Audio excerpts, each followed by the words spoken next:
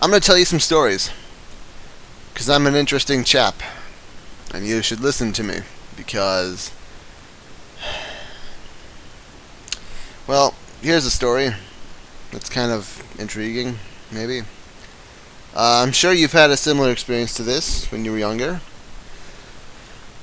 I used to play a lot of golf games. I don't know why. I thought it was entertaining. I don't anymore. But I used to play a lot of golf games when I was younger. Um, and I used to like to play golf in real life too. I used to go to the driving range and shit. And back then we lived on a farm-ish kind of thing. It wasn't. We didn't live there. My grandmother had it, and I essentially lived there for like 2 years. Um, I must have been about 11, and I used to fucking.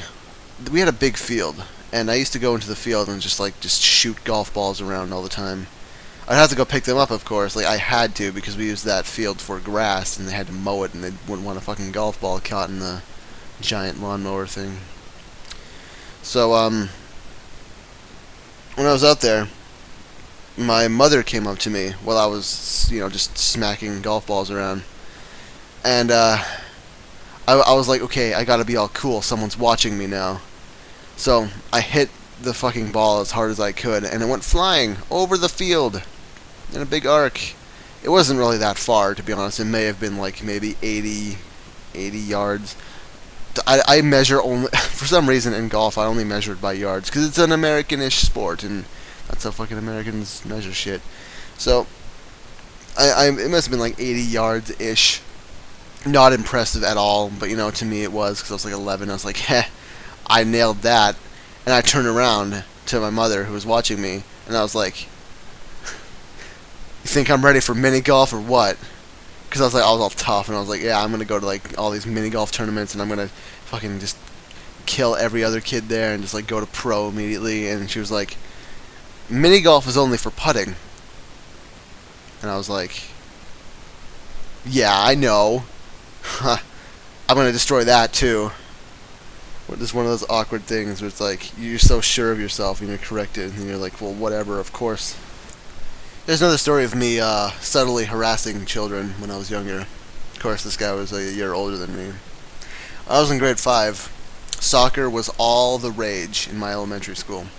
We had gigantic fields with like soccer goalposts everywhere. And there was a main field right by the school that everybody used during lunch and recess. And it used to be, there was no teams. There was no designated teams. We all just fucking chose a side and tried to kick the ball into that side. We had this really good kid in grade 5 named Mitchell. Fuck, I don't even remember his name. But he was just like the jock of tomorrow. He was the high school jock of tomorrow. He could run the fastest. He could fucking sprint the hardest. He could fucking, that's the same thing. But he could kick a ball the farthest, and he could like kick it the hardest. He could throw the farthest. He could just, he could just do everything better than everybody else. Athletically, anyway. And basically, whatever team he was on, every other 5th grader was on. The 6th graders used to fucking play against us too, but there weren't that many of them. But we still used to, go to that side. And I was always on the 5th grade side. And there was this one kid who was kind of like the Mitchell of the grade 6ers. I don't remember his name at all. I think his name was like William or something. But he was like this kind of, he was like an Indian kind of kid. But he was like really fit and lean and tall, and he could like just go crazy and run really, really fast. And he was the kind of guy who I just watched a lot. Like I watched him because I didn't like him. I did not like that guy at all. I don't remember why, but I just didn't like him. And I was watching him, and I was like, this guy commits really hard when he's chasing the ball from somebody. When he's trying to, harass the ball off somebody, he'll just like charge at you and try to kick it out of your feet. So one day it was raining. When it rained, that field, that gigantic field, basically became a swamp. Like there was no real, set standard grass there where everybody could just like, it just swamped up. It was dirt. It was muddy. It was gross. But there was no, you know what I mean. It wasn't an actual field. It was just a thing of grass. So what happened was I was out there, and I knew that kid liked to commit really hard when he was trying to get the ball off somebody. So I had the ball, and he was running right at me. And I saw him, and I knew he was going to do it too. So what I did was, I faked out going one side pretty hard. Well, not really hard, but just hard enough so that I wouldn't slip and fall when I jerked around to the other side. And then when he charged at me, I jerked around to the other side, and he slid so fucking far. It must have been, like, he slid at least 10, 15 feet in the fucking disgusting, dirty, muddy, shitty fucking field. And I felt so proud of myself, because I just calmly kicked it to Mitchell, and he fucking scored. I was like, yeah, juked that asshole. Here's a not-so-subtle harassment thing that I did. I remember this because I recently saw it in the college campus that I recently went to. Back in, I think it was grade 5 still. In grade 5, I used to know this kid named Cameron Craniac. He was the principal's nephew. And he was kind of a goody-goody faggot, and he was like, everybody should be friends with me because I'm the principal's, whatever. I was friends with him for about the first half of the year. I used to sit right next to him, so we kind of had to be friends at that age. But he used to, he taught me this thing where it's like, at the school, every single sign that was ever hung on the wall anywhere was hung there, not with staples or tape or anything like that. It was hung there with this blue, sticky shit. It was kind of like silly putty a little bit, but it was sticky as fuck. What we used to do is, anytime there was any spare shit of that left over, we used to just grab it off the wall and add it to our collection. And at the end of the year, we would have this gigantic blue ball of sticky shit in our desk. And we just kept it there. And, so halfway through the year, Cameron pissed me off somehow. He just made me mad. I don't think we were sitting next to each other anymore, and he would, I think he blew me off going over to his house once, and I was like, okay, well, fuck you then. And, I wasn't very picky about the friends I had at that age. So what I did was, this big blue ball of shit that I had, at the end of the year, I decided I was just gonna throw it at his head and see what happened. Like, I was gonna hope that it hit, but I didn't have very good aim at that age, and I usually missed things that I threw at. But I was just gonna throw this big fucking ball of sticky shit at his head and see what happened. And, funny thing is that I missed, of course, but it hit a girl that I really liked at the time, behind him.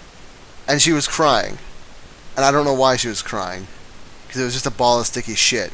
And she was crying. And I felt really bad, and I don't think we were friends after that anymore. I was friends with everybody at that age. And at that age, I don't know if it was just me and my class, but like, from grade 3 to 6, I was friends with every person in my class besides, like, a select 3 or 4 people. And also, in grade 6, the year after, I kind of discovered something about myself that I didn't know that I did, but of course I did, and I still do to this day, and everybody else does, I believe, as well. When I was in grade 6, I was only real friends with like 3 or 4 people. One of those people was a guy named Tony. And I never knew a guy named Tony beforehand, so I was like, oh cool, a guy named Tony. I've heard of these people. I hear they're okay. And he was cool. I didn't talk to him at all, like, past grade 6, but I don't even know where he went at grade 7. He probably didn't go to the same school as I did, but, what happened was, we used to play Foursquare all the fucking time. Every single day we used to play Foursquare. And we didn't use our hands, we had to use our feet only, and it was kind of a bitch, but we had a really giant Foursquare circle thing. Foursquare square, rather. And, he used to do this thing where he would grab the ball off somebody, and he would, like, just kind of theatrically swing back and forth, like, we're having a huge fight, like, trying to get this ball. And I found myself doing that with my sister one time, and I was theatrically doing that, like, almost exactly like he did, and I was like, wait, I would never do that if I didn't know this kid. Why did I do that? If I knew this kid, I wouldn't have done that, so it must have been him that psychologically made me do that. And, apparently I still do that to this day, because I'm different around people, apparently. Sam. And, it's not like, everyone else isn't different around people either. Like, when Sam is around his friends, he turns into that dumb fucking troll faggot that everyone knows at least one of on the internet. Like, oh, dude, that was so epic, I trolled him. Dude, that was epic, I trolled him. Dude, look at this video, it's epic. Wow, what a troll. He turns into one of those fucking people. And, I don't know, I wouldn't have learned that if it wasn't for Tony, that people do that.